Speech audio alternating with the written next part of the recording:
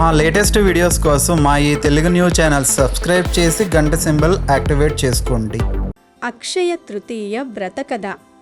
అక్షయ తృతీయలోపు ఒక్కసారి ఈ కథ వింటే చాలు. పేదరికం నశిస్తుంది, వద్దన్న ధనం వస్తుంది, కష్టాలు పోతాయి, ₹1,00,00,000 బంగారం కొన్నంత ఫలితం వస్తుంది.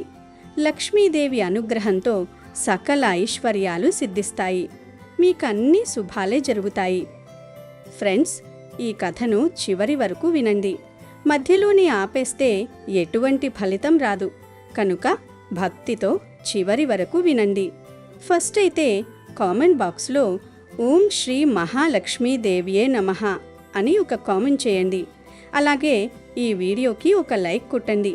మా ఛానల్ని సబ్స్క్రైబ్ చేసుకుని మాకు సపోర్ట్ చేయండి. అనగనగా ధర్మపురి అనే ఒక సుసంపన్నమైన గ్రామం ఉండేది. ఆ గ్రామంలో రామచంద్రయ్య అనే ఒక పెద్ద వర్తకుడు ఉండేవారు. ఆయన వ్యాపారం నలుదిశలా విస్తరించి ఉండేది. ఊరిలో అందరూ ఆయనను ఎంతో గౌరవించేవారు. రామచంద్రయ్య కేవలం ధనవంతుడే కాదు, గొప్ప సంస్కారవంతుడు కూడా.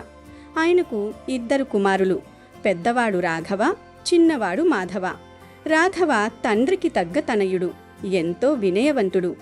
మాధవ కూడా మంచివాడే, కానీ కాస్త అమాయకుడు. పెద్ద కొడుకు రాఘవకు వివాహమైంది. ఆయన భార్య పేరు సుమతి. పేరుకు తగ్గట్టుగానే ఆమె ఎంతో సుమతి అంటే మంచి బుద్ధి కలది. ఆ ఇల్లు సుమతి అడుగుపెట్టినప్పటి నుండి కలకలలాడుతూ ఉండేది. అత్తమామలను సొంత తల్లిదండ్రుల్లా చూసుకోవటం, ఇంటికి వచ్చిన అతిథికి మర్యాద చేయటంలో ఆమెను మించిన వారు లేరు. రామచంద్రయ్య గారు ప్రతి సంవత్సరం అక్షయ తృతీయ వేడుకలు కన్నుల పండుగగా జరిగేవి. ఆ రోజు తెల్లవారుజామునే సుమతి ఇల్లంతా శుభ్రం చేసి ముంగిట ముగ్గులు పెట్టి మామిడాకు తోరణాలతో ఇంటిని అలంకరించేది. రామచంద్రయ్య గారు ప్రతి ఏటా ఒక కొత్త బంగారు కాసును కొనుగోలు చేసి దానిని లక్ష్మీనారాయణుల పాదాల చెంత ఉంచి భక్తితో పూజించేవారు. పూజ ముగిశాక ఆ బంగారు కాసును ఇంటి పెద్ద కోడలు సుమతికి బహుమతిగా ఇచ్చేవారు. అమ్మా సుమతి, నువ్వు ఈ ఇంటి లక్ష్మివి. నీ చేతిలో ఈ కాసు ఉంటే మన సంపద అక్షయమవుతుంది అని దీవించేవారు. ఆ కుటుంబమంతా ఎంతో అన్యోన్యంగా సుఖ సంతోషాలతో గడిపేవారు.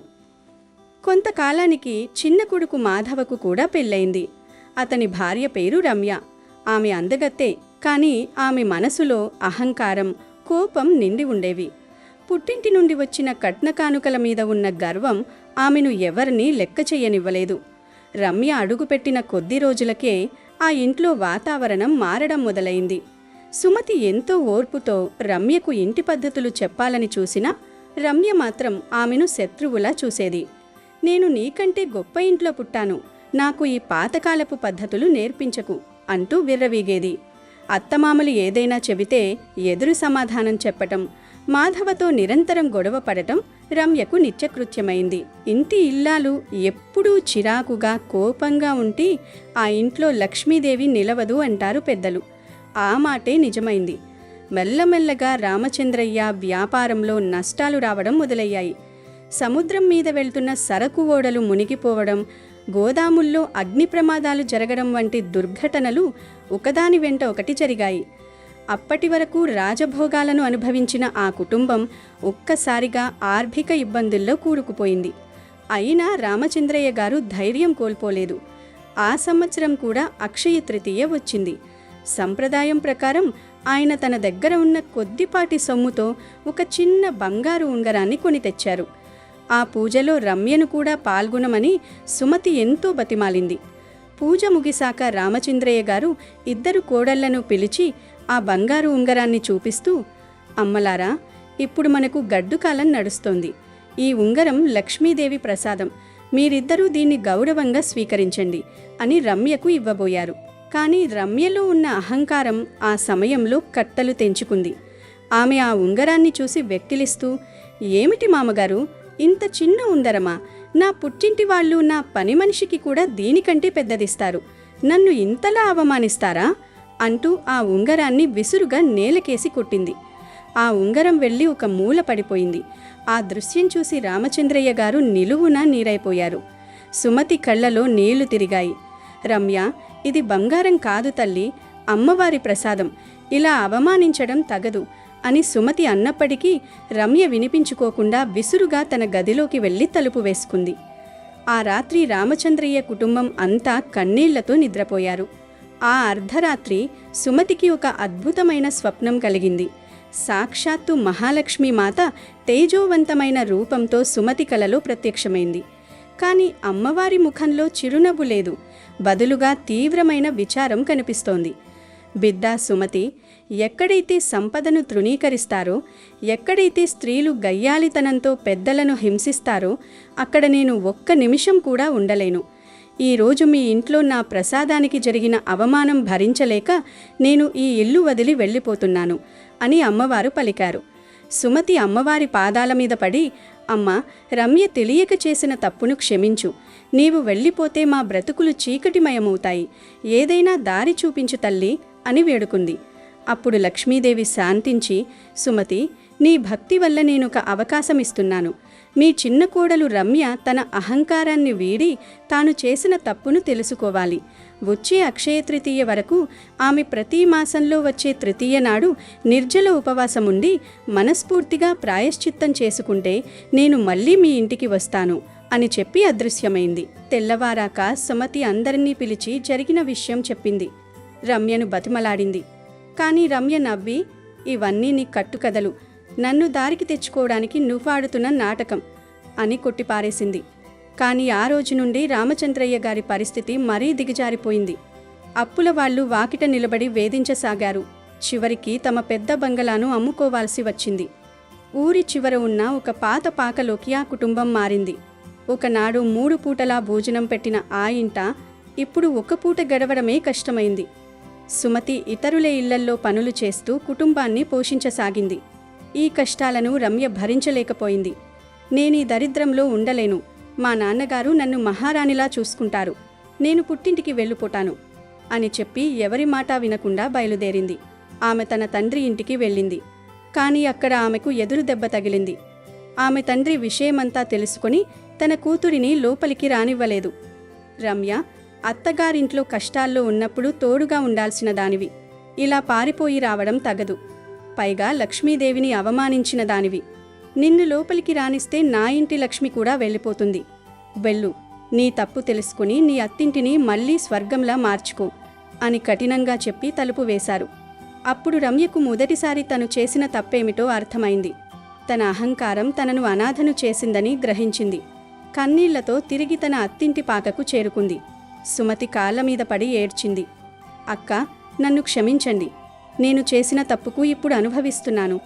అమ్మవారు చెప్పినట్లు నేను వ్రతం చేస్తాను అని ప్రతిజ్ఞ చేసింది. అప్పటి నుండి రమ్య పూర్తిగా మారిపోయింది. సుమతితో కలిసి కష్టపడి పనిచేయడం మొదలుపెట్టింది. అహంకారం పోయి అణకువ వచ్చింది. అమ్మవారు చెప్పినట్లుగా ప్రతీ నెల తృతీయ రోజు కఠినమైన నిర్జల ఉపవాసం చేస్తూ నిరంతరం లక్ష్మీనామస్మరణ చేయసాగింది. అలా 1 సంవత్సరం గడిచింది. మళ్ళీ అక్షయ తృతీయ పండుగ వచ్చింది. ఆ రోజు ఆ ఇంట్లో పూజ చేయడానికి బంగారం లేదు, గొప్ప ప్రసాదాలు లేవు.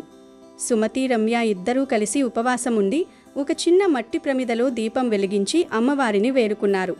రమ్య కన్నీళ్లతో అమ్మవారి పటాన్ని కడిగింది. తల్లి, నా తప్పును మన్నించి నా ఇంటిని ఆదుకో అని ఆర్తితో ప్రార్థించింది. సరిగ్గా పూజ ముగిసే సమయానికి ఒక వింత జరిగింది. గతంలో రామచంద్రయ్య గారి దగ్గర పెద్ద మొత్తంలో అప్పు తీసుకుని తీర్చలేక విదేశాలకు పారిపోయిన ఒక వ్యాపారి హఠాత్తుగా అక్కడకు వచ్చారు.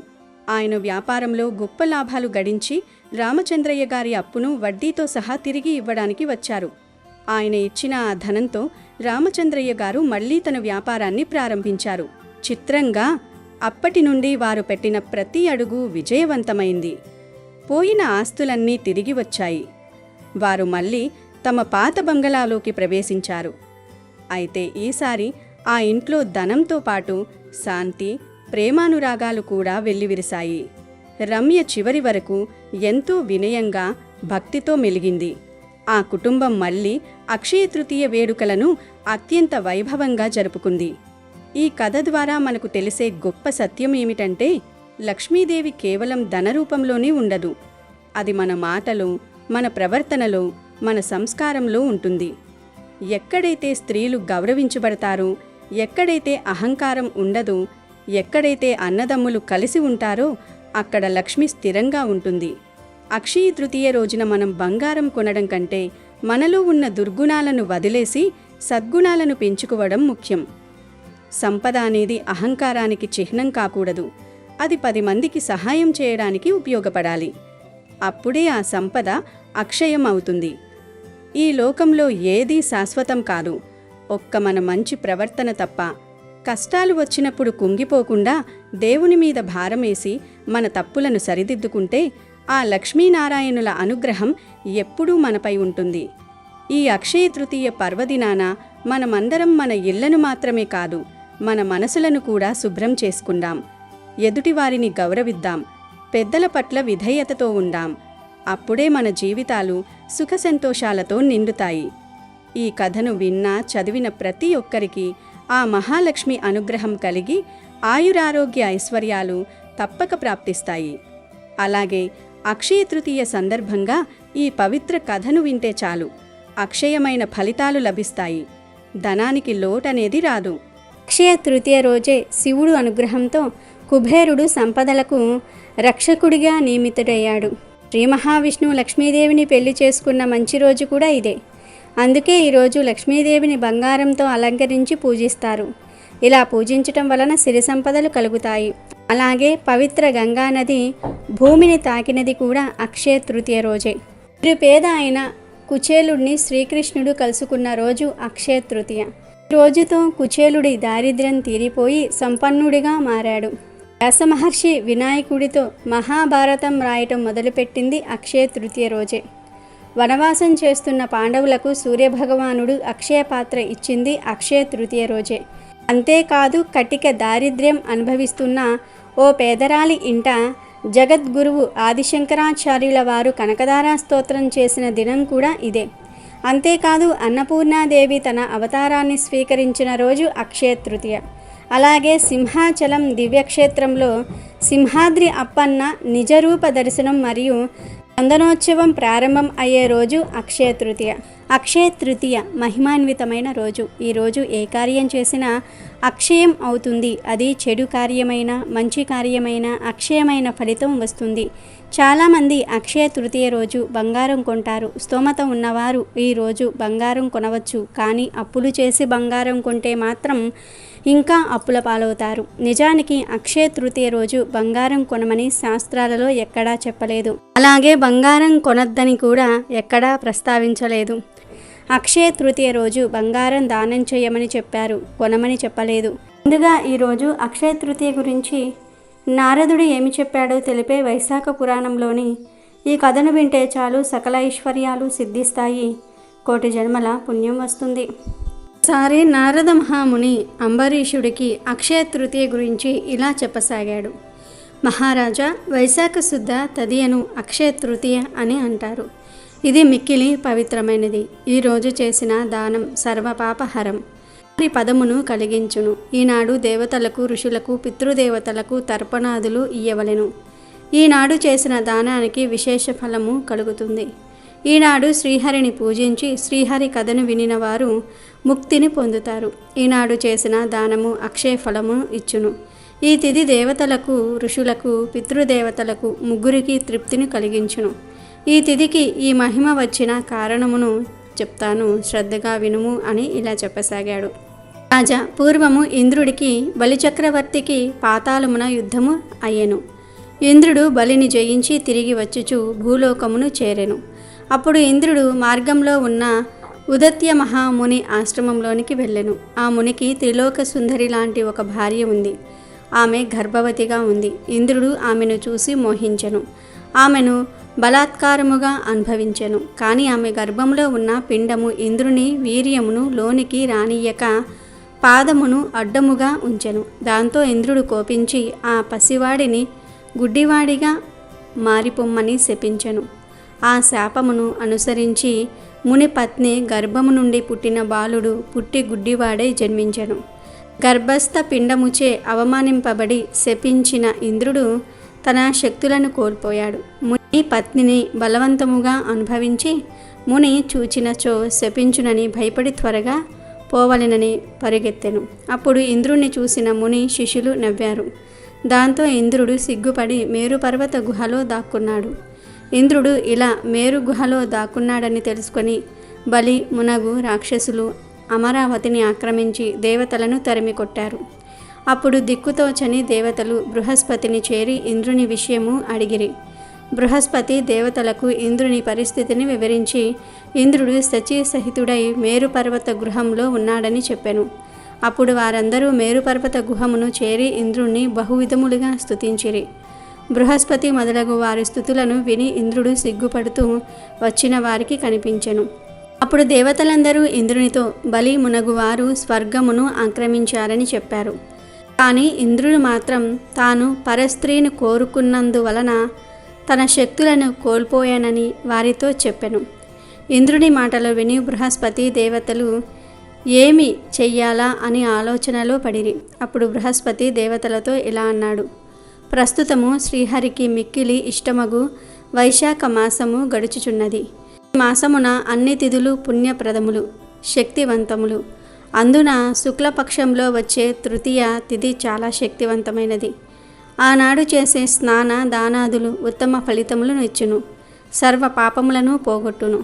కావున ఆనాడు ఇంద్రునితో వైశాఖ ధర్మమును ఆచరింపజేసినచో ఇంద్రుని పాపము పోయి పూర్వపు బలము శక్తి యుక్తులు మరింతములై వచ్చునని చెప్పెను.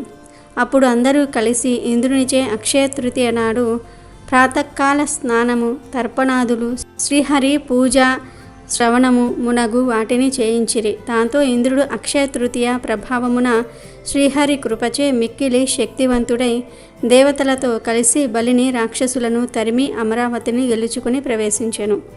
అప్పుడు దేవతలు యజ్ఞ యాగాదుల యందు తమ భాగమును మరలా పొందిరి. మునులు రాక్షస వినాశము వలన నిశ్చయంగా తమ యజ్ఞ యాగములను వేదాధ్యయనములను కొనసాగించిరి. పితృదేవతలు యథాపూర్వముగా తమ పిండములను పొందిరి. కావున అక్షయ తృతీయ దేవతలకు మునులకు పితృదేవతలకు సంతోషమును కలిగించినది అయ్యను. ఈ విధముగా అక్షయ తృతీయ సర్వజీవులకు భుక్తిని ముక్తిని ఇచ్చి సార్థక నామము కలిగి ఉన్నది అని నారదుడు అంబరీషునకు అక్షయ తృతీయ మహిమను వివరించెను. అలాగే ఈరోజు అక్షయ తృతీయ వ్రతకథను వింటే చాలు, బంగారం కొన్నంత ఫలితం వస్తుంది, కష్టాలు పోతాయి. పూర్వం వారణాసిలో రామశెట్టి అనే వ్యాపారి ఉండేవాడు. ఆయనకు 4 కుమారులు ఉన్నారు. వ్యాపారంలో 4 కుమారులు సహాయం చేస్తూ ఉండేవారు. రామశెట్టి వారి కుమారులకు యుక్త వయసు వచ్చిన తర్వాత ధనవంతులైన అందగత్తెలను ఇచ్చి 3 కుమారులకు వివాహం చేశాడు. ఒకసారి 4వ కుమారుడు పొరుగురు పని మీద వెళ్తాడు. అక్కడ ఒక అమ్మాయిని చూసి, అబ్బా, ఈ అమ్మాయి ఎంత అందంగా ఉంది అని అనుకుంటాడు. ఆ అమ్మాయి అక్కడ ఆవులు కాస్తూ ఉంటుంది. ఆ అమ్మాయిని 4వ కుమారుడు ఇష్టపడతాడు. తర్వాత 4వ కుమారుడు అక్కడి నుండి బయలుదేరి ఇంటికి వచ్చి వాళ్ళ నాన్నగారితో, ఎలాగో నాకు సంబంధం చూస్తూ ఉన్నారు కదా, నేను పొరుగురు వెళ్ళినప్పుడు వచ్చే దారిలో ఒక అమ్మాయిని చూశాను. ఆ అమ్మాయి నాకు చాలా బాగా నచ్చింది, ఆమెను వివాహం చేసుకుంటాను అని చెప్తాడు. సరే, అలాగే చేద్దాం నాయనా అని అంటాడు తండ్రి. ఆ అమ్మాయి పేరు లావణ్యవతి. తనకు అమ్మ నాన్న ఎవ్వరూ లేరు. లావణ్యవతి గుడికి సంబంధించిన పనులు చేస్తూ ఉండేది. గుడికి సంబంధించిన ఆవులు తీసుకుని వెళ్ళి మేపుకొస్తూ ఉండేది. ఈ విషయాలన్నీ కూడా వాకబ్బు చేసి రామశెట్టి తెలుసుకుంటాడు. అప్పుడు వారి పెద్ద కొడుకులు, పోనీలే నాన్న, మనకు డబ్బు ఉంది కదా, తమ్ముడు ఇష్టపడ్డాడు కాబట్టి ఆ అమ్మాయితోనే వివాహం చేద్దాం అని అంటారు. ఆ తర్వాత 4వ కుమారుడు లావణ్యవతిని వివాహం చేసుకుని ఇంటికి తీసుకువస్తాడు. లావణ్యవతి చాలా అందంగా ఉంటుంది. అందంతో పాటు చక్కని మనసు కూడా ఉంది.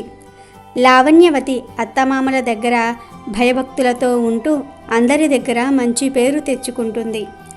లావణ్యవతి ఆఖరున వచ్చి మంచి పేరు తెచ్చుకుంది అని మిగిలిన 3 తోడికోడళ్ళు అసూయపడుతూ ఉండేవారు.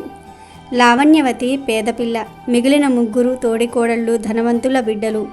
దానితో వారికి లావణ్యవతి అంటే కొద్దిగా చిన్న చూపు ఉండేది. లావణ్యవతికి ఒక మంచి స్వభావం ఉండేది. అది ఏమిటంటే ఎవరైనా ఏదైనా అడిగితే లేదనకుండా ఇచ్చేసేది.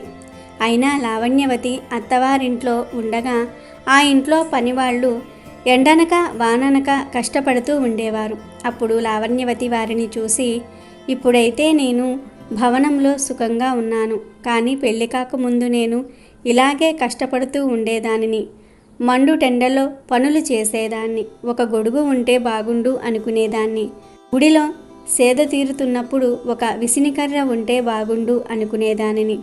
ఈ పనివాళ్ళు కూడా నాలాగే కష్టపడుతూ ఉన్నారు కదా, వీరికి కూడా గొడుగు విసినికర్ర ఉంటే బాగుంటుంది కదా అనుకుంది.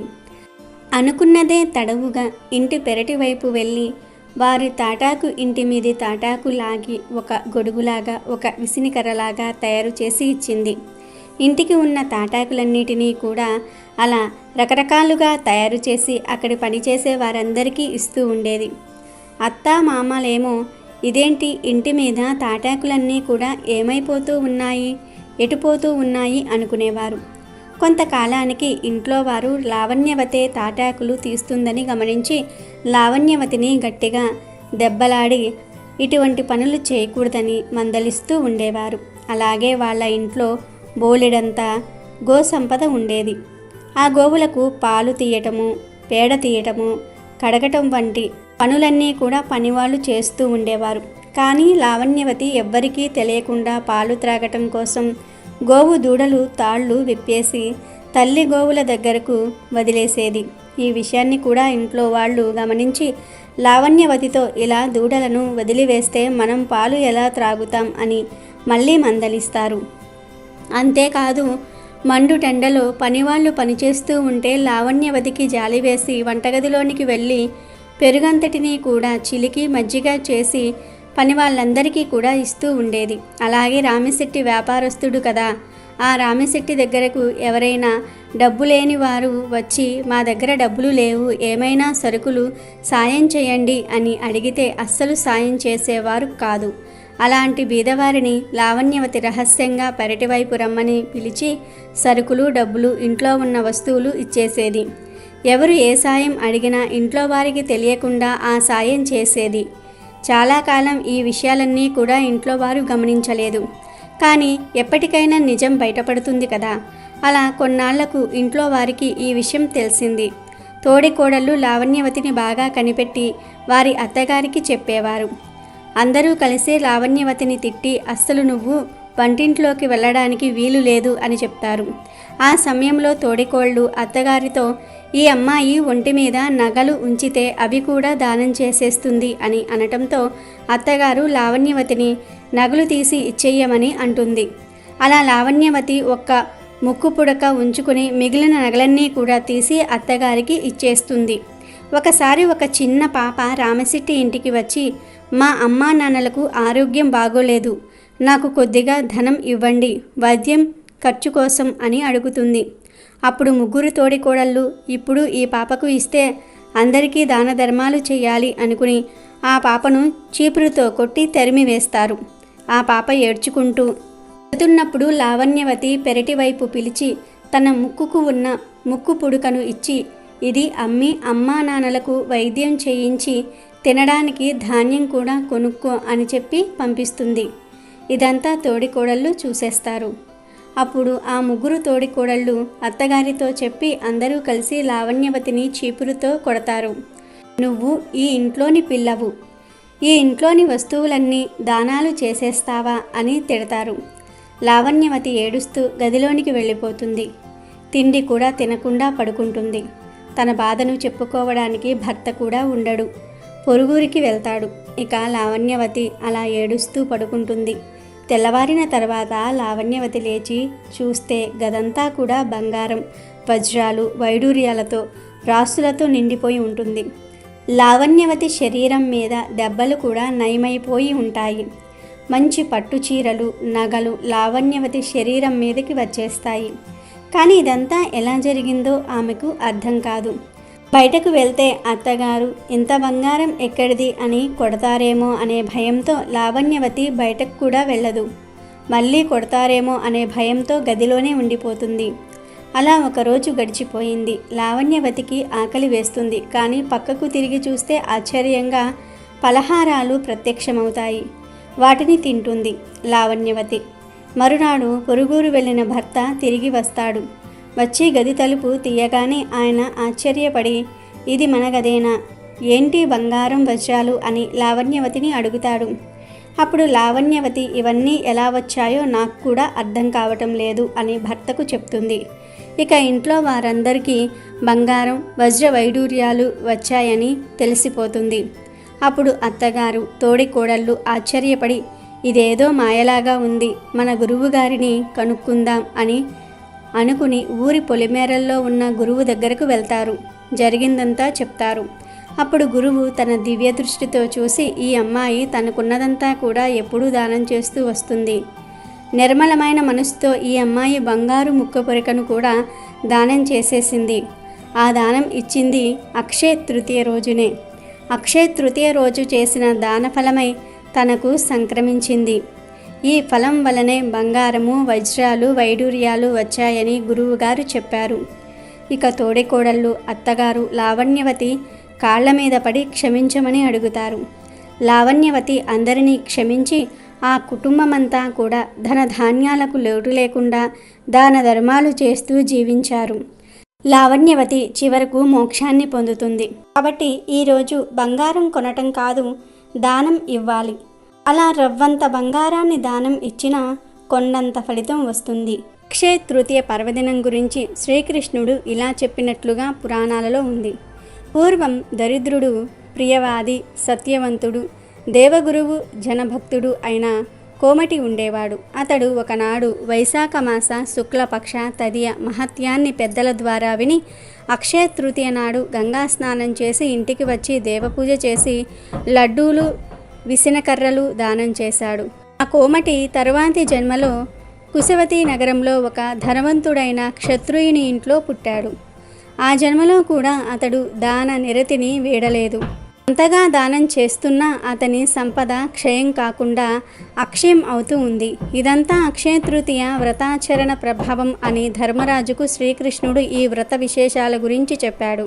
ఈ రోజే కనకదార స్తోత్రం పుట్టినరోజు. లక్ష్మీదేవిని అదృష్టానికి శుభానికి సూచికగా చెప్తూ ఉంటారు.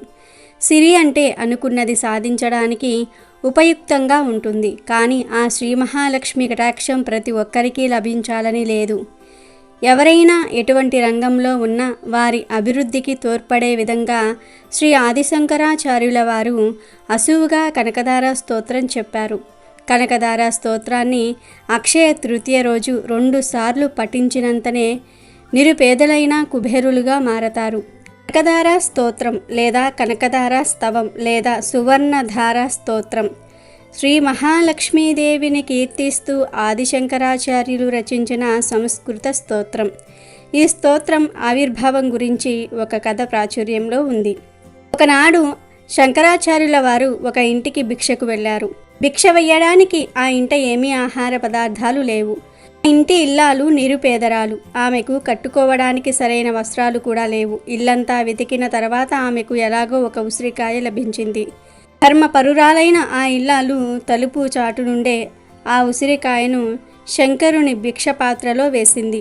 ఆమె దీన పరిస్థితి గ్రహించిన శంకరుడు లక్ష్మీదేవిని స్తుతిస్తూ కనకదార స్తవం చెప్పగా ఆ పేదరాలి ఇంట బంగారు ఉసిరికాయలు వర్షించాయి. ఆ శంకరాచార్యుల వారు కనకదార స్తోత్రాన్ని పఠించి పేదరాలి ఇంట బంగారు ఉసిరికాయల వర్షాన్ని కురిపించింది అక్షయ తృతీయ రోజే అని పురాణాలు చెప్తూ ఉన్నాయి. తృతీయ సందర్భంగా ఎలాంటి బంగారంలో కలిపురుషుడు ఉంటాడో తెలిపే ఈ పురాణ కథను వింటే చాలు బంగారం కొనుక్కునే యోగాలు వస్తాయి. 1 కోటి రూపాయల బంగారం కొన్న ఫలితం వస్తుంది. సాధారణంగా అందరూ బంగారంలో కలిపురుషుడు ఉంటాడని, అందుకే బంగారం ఇంట్లో తక్కువ ఉండాలని, బంగారం ఎక్కువగా ఉండకూడదని అంటూ ఉంటారు. బంగారంలో కలిపురుషుడు ఉంటాడన్నమాట నిజమే. కానీ అవినీతి ద్వారా వచ్చే బంగారంలోనే కలిపురుషుడు ఉంటాడు. బంగారం అంతటిలో కలి ఉండడు. దీనికి సంబంధించి పురాణాలలో ఒక కథ ఉంది. జరాసంధుడు కాలభైరవ పూజ చేస్తూ రాజులందరినీ ఓడించి వారి దగ్గర ఉన్న బంగారాన్నంతా కూడా తీసుకొని ఆ బంగారానికి వారి రక్తంతోనే అభిషేకం చేశాడు. ఇలా అనేక మంది రాజులను చంపి వారి దగ్గరి బంగారాన్నంతా కూడా సేకరించిన జరాసంధుడు ఆ బంగారంతో ఒక కిరీటం తయారు చేయించి ఉంచుకుంటాడు. తర్వాత జరాసంధుని భీముడు చంపేస్తాడు. అప్పుడు భీముడు ఈ కిరీటాన్ని చూసి ముచ్చటపడి తీసుకుంటాడు. ఆ కిరీటాన్ని తన కోశాగారంలో ఉంచుతాడు. తర్వాత పరీక్షిత్ మహారాజు రాజ్యాన్ని పాలిస్తాడు. చాలా ధర్మబద్ధంగా ఉండేవాడు. ప్రజలకు ఎటువంటి కష్టం రాకుండా చూసుకుంటూ ఉండేవాడు. ధర్మబద్ధంగా పరిపాలిస్తున్న పరీక్షిత్ మహారాజు దేశంలో ఒకరోజు ఒక గోమాత ఏడుపు వినిపిస్తుంది. గోమాత పక్కనే ఒంటికాలితో ఉన్న ఎద్దు ఎందుకు ఏడుస్తూ ఉన్నావు అని ఊరడిస్తూ ఉంది. ఆ గోమాతే భూమి, ఎద్దు ధర్మదేవత. పరీక్షిత్ మహారాజు వారిద్దరి దగ్గరికి వెళ్ళాడు. ఎందుకు ఏడుస్తూ ఉన్నావు అని గోమాతను అడిగాడు. అప్పుడు గోమాత ఎద్దుకు 3 కాళ్ళు విరిగిపోయి ఒక కాలే మిగిలి ఉన్న విషయం చెప్పింది. ఎద్దు కాలి ద్వారా కలి ఈ యుగంలోనికి ప్రవేశించాడని, అతను తన కాళ్లను నిర్దాక్ష్యంగా విరిచాడని చెప్పింది. ఆ మాటలు విన్న పరీక్షిత్ మహారాజ్ ఎద్దుతో, నిన్ను ఎవరు హింసించారు? ఎవరికి అపకారం చేయని నీ కాళ్ళు ఎవరు విరగ్గొట్టారు అని అంటాడు. ఎద్దు కాళ్ళు విరగ్గొట్టిన వారు ఎవరైనా సరే అతని భుజాలు విరగ్గొడతాను అంటాడు. కాల క్రోధావేశుడై రాజులా కనిపించే కఠినాత్ముడు కర్ర పట్టుకొని మేము ఏడుస్తూ ఉన్నా కనికరం లేకుండా కొట్టాడు. నా కాళ్ళు అతడే విరగ్గొట్టాడు అని జవాబిచ్చింది ఎద్దు. అతను కలిపురుషుడని పరీక్షిత్ మహారాజుకు తెలిసింది. దాంతో పరీక్షిత్ కలికి శిక్ష విధించాడు. అప్పుడు కలి, నన్ను ఎందుకిలా చిత్రహింసలకు గురి చేస్తూ ఉన్నావు? ఇది కలియుగం కాబట్టి నేను ఖచ్చితంగా భూమిపైకి రావాల్సిందే. ఇది వదిలి నేనెక్కడుండాలి? నేను ఎక్కడ ఉంటే నువ్వు అక్కడికి వచ్చి చంపుతానంటే ఎలా? నేను ఎక్కడుండాలో చెప్తే అక్కడ మాత్రమే ఉంటానన్నాడు. అప్పుడు కలిపురుషుడు నివాసం ఉండడానికి జూదశాల, మద్యపానము, వ్యభిచారము, జీవహింస జరిగే చోటు అనే 4 స్థలాలను ఇస్తానన్నాడు పరీక్షిత్ మహారాజు. తన పాలనలో ప్రజలు ఈ 4 చోట్లకు వెళ్లరనే నమ్మకంతో పరీక్షిత్ మహారాజు మాట ఇస్తాడు. పరీక్షిత్ మహారాజు 4 స్థానాలను మాత్రమే ఇచ్చినప్పటికీ జూదశాల నుంచి అసత్యం, మద్యపానం నుంచి మదం, అహంకారం, వ్యభిచారం నుంచి కామము, హింస నుంచి కోపము, క్రోధము, ఇలా మరో 4 స్థానాలను కూడా ఆక్రమించాడు కలి. ఇవి కాకుండా మరో స్థానం ఇవ్వమని వేడుకున్నాడు కలి.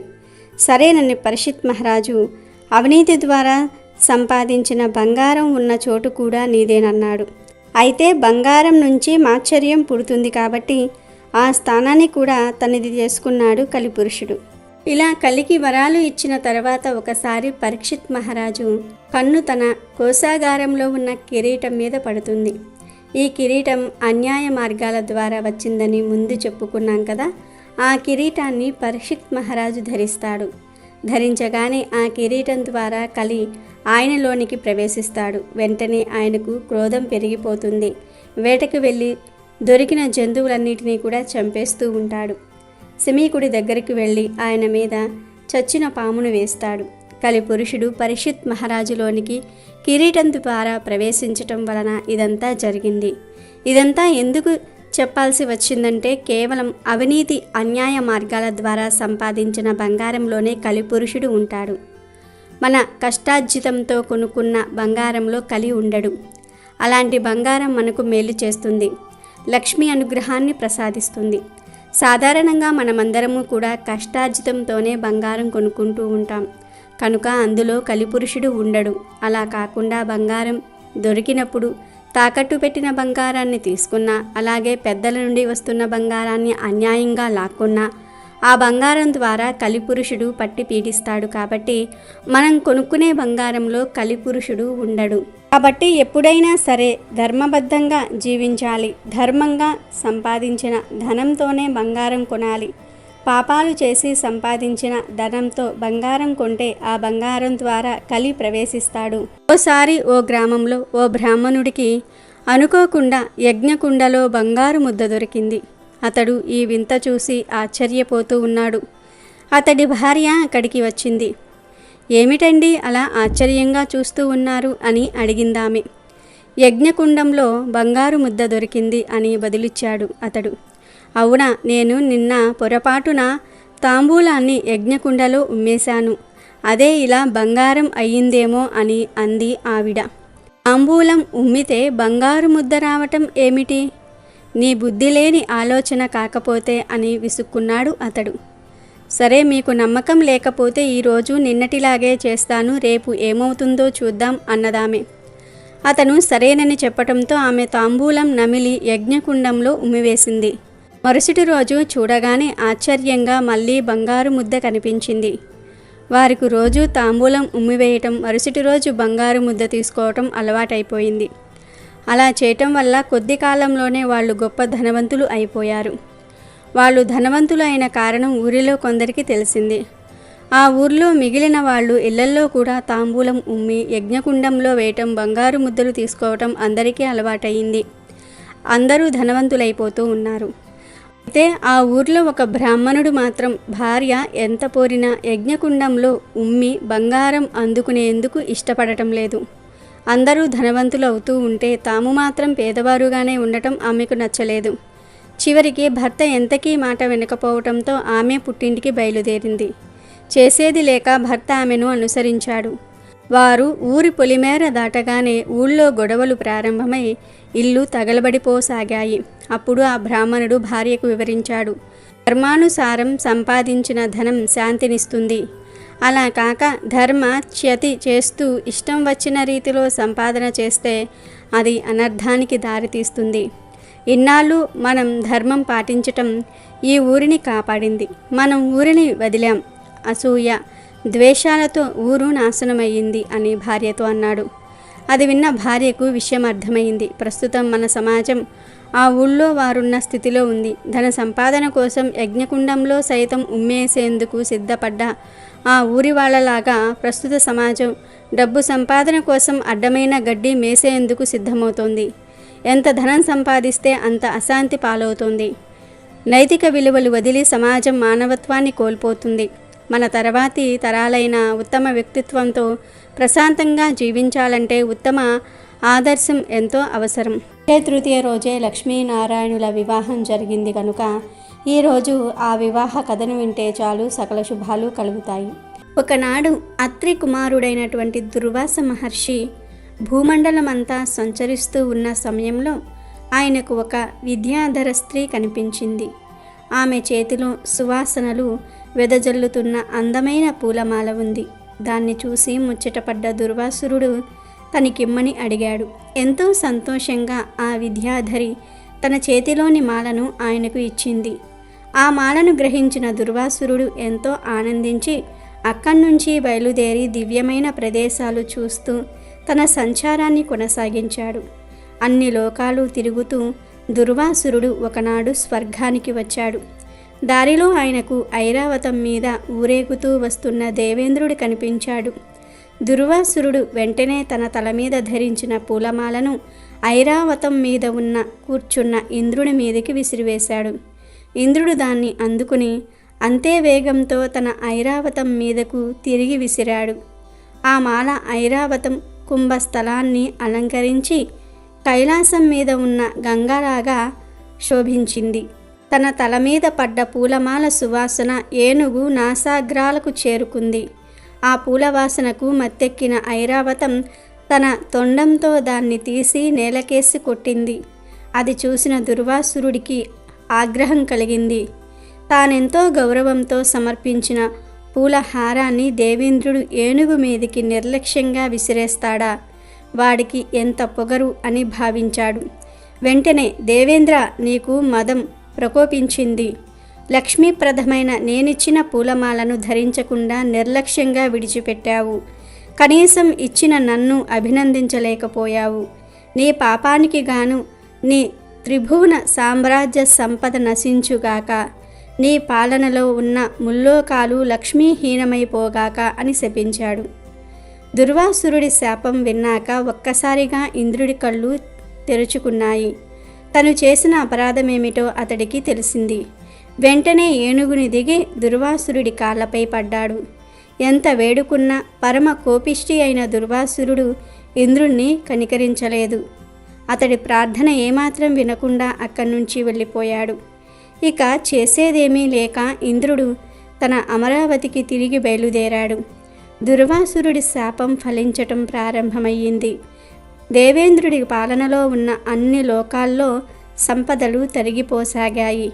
ఎక్కడ యజ్ఞయాగాలు కొనసాగటం లేదు, తపస్సులు చేయటం లేదు, దాన ధర్మాలు లేవు. ఇలా ప్రపంచమంతా తేజోహీనంగా మారిపోయింది. అన్ని రకాలుగా లోకాలన్నీ కూడా అంధకార బంధురంగా మారిపోయాయి. ఇదే తగిన సమయంగా భావించారు దానవులు. బలహీనులై తేజోవిహీనులుగా మారిపోయిన దేవతల మీద దాడి చేశారు. వారి ధాటికి తట్టుకోలేక దేవతలందరూ తమ తమ లోకాల్ని విడిచి పారిపోయారు.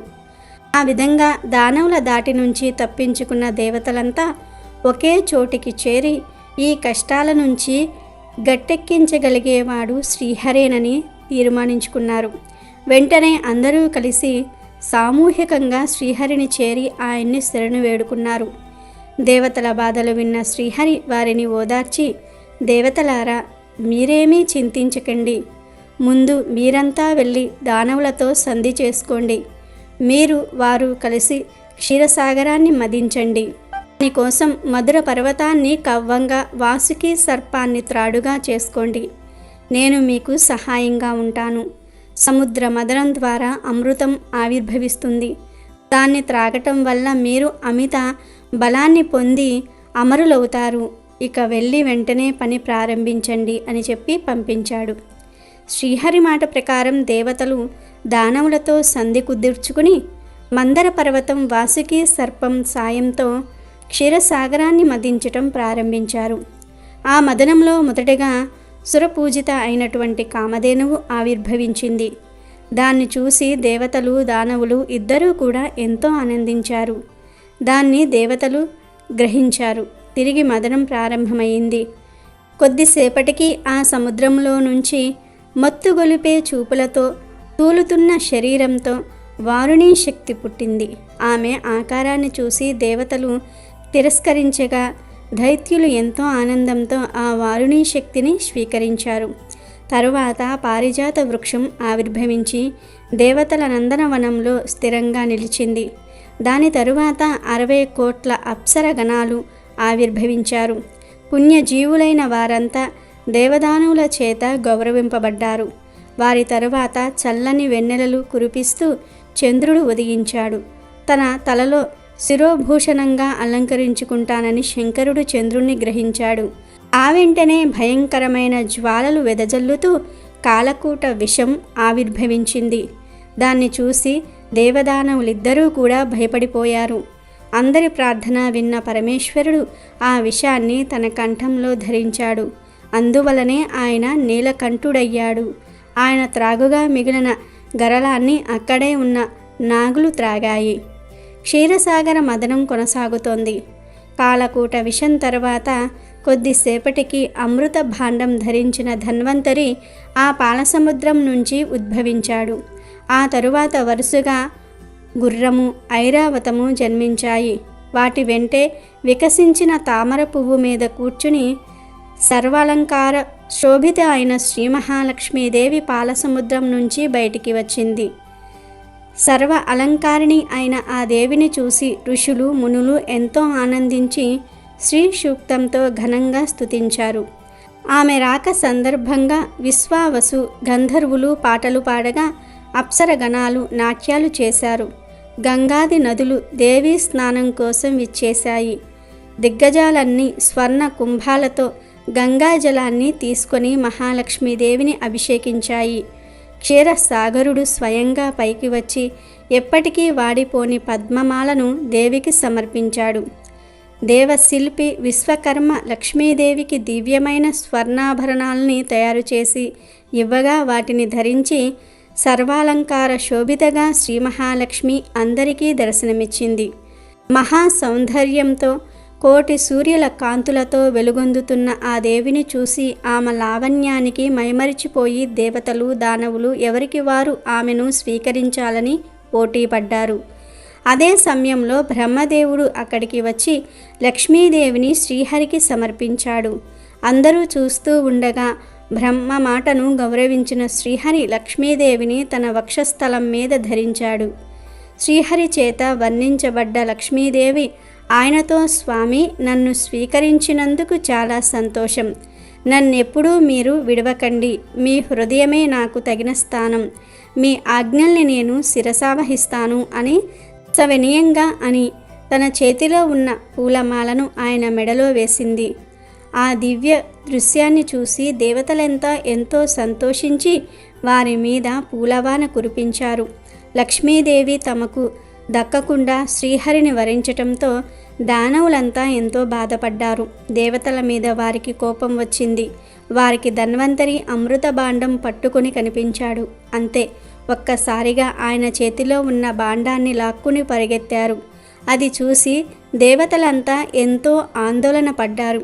శ్రీహరి వారిని ఊరడించి మోహిని రూపాన్ని ధరించి వారి ముందుకు వెళ్ళాడు. తన మాయోపాయంతో వారందరినీ పరవశుల్ని చేసి మోహపరిచి అమృతాన్ని మొత్తం దేవతలకే దక్కేలాగా చేశాడు. దానవుల దగ్గరకొచ్చేసరికి ఒక్క చుక్క కూడా మిగల్లేదు. దాంతో ఆగ్రహించిన అసురులు ఆయుధాలు ధరించి దేవతలపై తిరగబడ్డారు. అయితే అప్పటికే అమృతం తాగిన కారణంగా దేవతలు అమిత బలవంతులై అసురుల దాడిని తిప్పికొట్టారు. అంతేకాదు వారిని తమ స్థానాల నుంచి తరిమివేశారు. ఆ విధంగా దేవతల ధాటికి తట్టుకోలేక అసురులంతా పారిపోగా దేవతలు సంతోషించి తమకింత మేలు చేసిన శ్రీహరిని పరిపరి విధాలుగా ప్రార్థించి తమ తమ లోకాలకు వెళ్ళిపోయారు.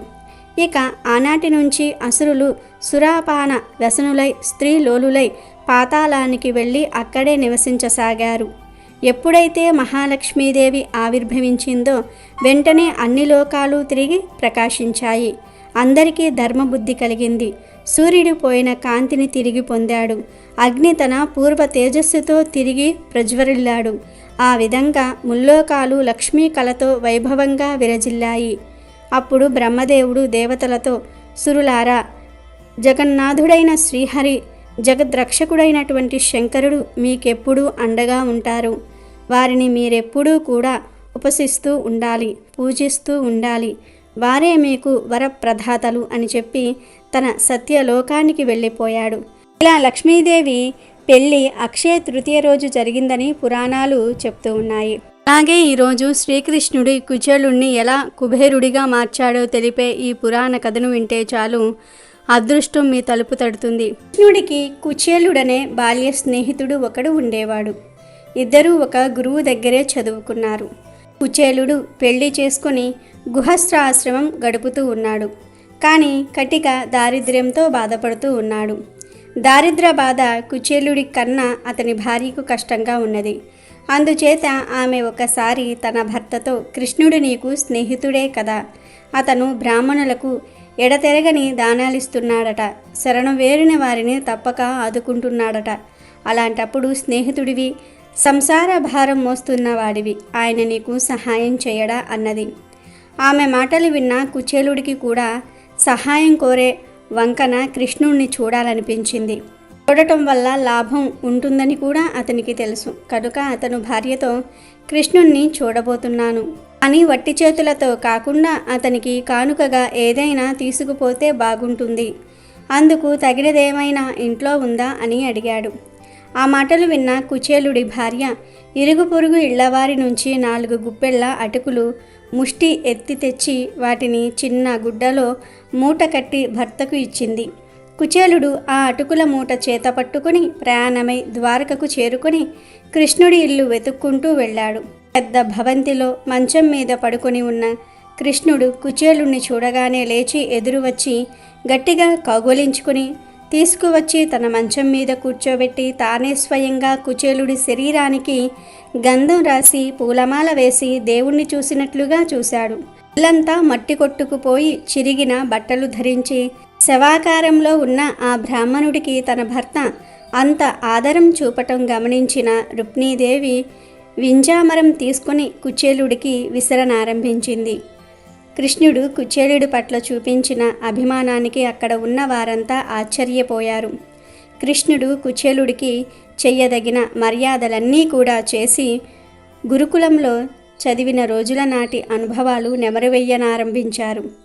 ఒకసారి గురుపత్ని వాళ్లను సమిధలు తెమ్మని పంపింది. వాళ్ళు ఒక మహా అరణ్యంలో ప్రవేశించారు. ఇంతలో ఒక పెద్ద గాలివాన ఆరంభమయ్యింది. ఆకాశాన మెరుపులు మెరిశాయి, పిడుగులు పడ్డాయి. ఇలా మెరుపులు ఉరుములు సాగుతూ ఉండగానే సూర్యాస్తమయం అయిపోయింది. సమిధుల కోసం వచ్చిన వాళ్ళు తడిసి ముద్ద అయిపోయారు.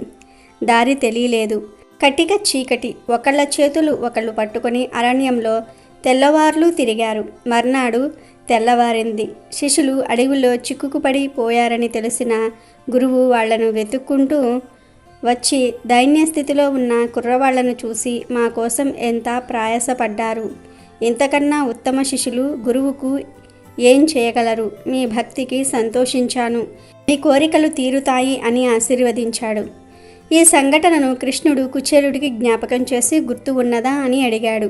అప్పుడు కుచేలుడు, నీతో గురుకుల వాస స్నేహం చేసిన నా బోటి వాడికి ఏ కోరిక తీరదు అన్నాడు. కృష్ణుడు ఆ మాటకు నవ్వి, ఇంతకు మీ ఇంటి నుంచి ఏం తెచ్చావు అని అడిగాడు. ఆ మాట వినగానే కుచేలుడు కంగారు పడ్డాడు. కృష్ణుడికి తాను తెచ్చిన అటుకలు ఇవ్వాలంటే అతనికి చాలా సిగ్గు వేసింది. కృష్ణుడు బలవంతంగా కుచేలుడి చేతిలో ఉన్న గుడ్డపీలిక మూట తీసుకుని, ఇందులోది ఏమిటి అని అడుగుతూ విప్పి, అటుకులే, నాకెంత ఇష్టమనుకుంటున్నావు అని పిడిగడు నోట వేసుకొని మరో పిడిగడు చేతిలోనికి తీసుకున్నాడు. ఆ రాత్రి కుచేలుడు కృష్ణుని ఇంటనే స్నానము భోజనము నిద్ర సుఖంగా చేసి తాను నిజంగా స్వర్గంలోనే ఉన్నాననుకున్నాడు. మర్నాడు కుచేలుడు తన ఇంటికి ప్రయాణమయ్యేటప్పుడు కృష్ణుడు అతన్ని కొంత దూరం సాగనంపాడు. తనకు కృష్ణుడు ధనమేమీ ఇవ్వలేదు. అతను తన మనసులో కృష్ణుడు మహారాజు, నేనే నిరుపేద బ్రాహ్మణుణ్ణి కదా అన్న ఆధారంతో నన్ను అతను కగులించుకున్నాడు. తన తమ్ముణ్ణి చూసినట్లుగా చూశాడు. తన భార్య పడుకునే మంచం మీద కూర్చోబెట్టాడు. తన భార్య చేత వీజామర వీయించాడు. దేవుడికి చేయదగినన్ని మర్యాద చేశాడు. నాకు డబ్బిచ్చినట్లయితే నాకు కళ్ళు నెత్తికొచ్చి తనను మర్చిపోతాననుకుని కాబోలు ఆ పని చేయలేదు అనుకున్నాడు. కానీ కుచేలుడు ఇంటికి వెళ్ళేసరికి కళ్ళు జిగేలుమనే రాజభవనాలు కనిపించాయి. ఉద్యానవనాలు సరోవరాలు కనిపించాయి. వాటిలో రకరకాల పక్షులు తామరలు కలువలు కనిపించాయి. భవనంలో దాసదాసీలు తిరుగుతూ ఉన్నారు. ఇది ఎవరి ఇల్లై ఉంటుంది? నా ఇల్లు కాదే, ఇదంతా ఇక్కడ ఎలా వచ్చింది అని కుచేలుడు దిగ్భ్రాంతి చెంది ఉండగా దేవత అన్నట్టు ఉన్న స్త్రీ పురుషులు మేళతాళాలతో ఎదురువచ్చి భవనంలోనికి అతన్ని తీసుకుపోయారు. మారువేషంలో ఉన్న లక్ష్మీ దేవతలాగా కుచేలుడి భార్య వచ్చి తన భర్తను చూసి కన్నీరు వచ్చే కళ్ళను గట్టిగా మూసుకొని భర్తకు భక్తితో నమస్కరించి మనసులో అతన్ని ఆలింగనం చేసుకున్నది. ఇదంతా చూసి కుచేలుడు తనలో తానే, నాకు ఈ ఐశ్వర్యమంతా కృష్ణుని చూసి రావటం చేతనే కలిగి ఉంటుంది, మరో కారణం ఏదీ కనబడటలేదు. స్నేహితుడంటే అలాగే ఉంటాడు. తాను పుచ్చుకున్నది కొంచెమే అయినా దాన్ని చాలా ఘనంగా భావిస్తాడు. తాను ఇచ్చేది ఎంతో గొప్పది అయినా దాన్ని స్వల్పంగానే భావిస్తాడు అనుకున్నాడు. అటు తర్వాత సకల ఐశ్వర్యాలతో కుచేలుడు తన భార్యతోనూ బిడ్డలతోనూ సుఖంగా జీవించాడు. పూర్వము ఒక వైశ్యుడు ఎన్నో దారిద్ర్య బాధలు వెంటాడుతూ ఉన్న సత్ప్రవర్తన వీడక జీవిస్తూ ఒకసారి ఒక పౌరాణికుడు వైశాఖ శుద్ధ తృతీయ నాడు చేయు సంకల్పదానమైన అక్షయ ఫలం ఇస్తుంది అని చెప్పగా విని ఆ దినమందు గంగలో పుణ్య స్నానమాచరించి దేవతలకు పితృదేవతలకు తర్పణమర్పించి ఇంటికి వచ్చి సద్బ్రాహ్మణులను ఆహ్వానించి వారికి యథాశక్తి భోజన తాంబూలాదులతో దానమిచ్చెను. అలా ఆచరించిన పుణ్యఫలమే వాని వెంట వచ్చి మరుజన్మన అతడు కుశావతి నగరమునకు రాజుగా జన్మించెను. అయినను అతడు ఎన్నో యజ్ఞయాగాదులు దాన ధర్మాలు నిర్వర్తించిన వాని సంపద పెరుగుతూనే ఉంది. అందువల్లనే మన పౌరాణికుల మాటలు పెడచెవిన పెట్టకుండా విశ్వసిస్తే వారికి విశ్వసించినంత ఫలం ఉంటుందని పెద్దలు చెప్తూ ఉంటారు.